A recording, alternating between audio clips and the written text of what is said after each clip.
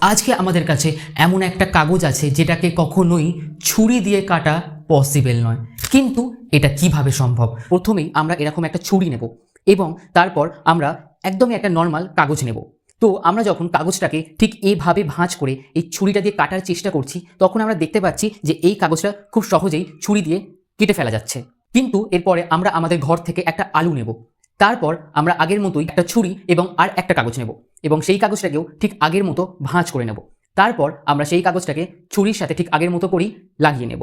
তারপর আমরা আমাদের যে আলু আছে সেটার উপর আমাদের পেপার লাগানো ছুরিটাকে ঠিক এভাবে রেখে দেব। তারপর আমরা ছুরিটার উপর চাপ প্রয়োগ করব এবং আমরা দেখতে পাবো যে আলুটা দুভাগে ভাগ হয়ে যাচ্ছে। কিন্তু একটু পর আমরা যখন সেই কাগজটাকে ছুরি থেকে বার করে দেব, তখন আমরা দেখতে পারবো যে কাগজটা একদমই ঠিক অবস্থায় আছে, কাগজটা কোনোভাবেই মাঝখান থেকে ছিঁড়ে যায়নি। কিন্তু এটা কিভাবে সম্ভব যেখানে আলুটা দুভাগে ভাগ হয়ে যাচ্ছে কিন্তু কাগজটা মাঝখান থেকে ছিঁড়ে যাচ্ছে না?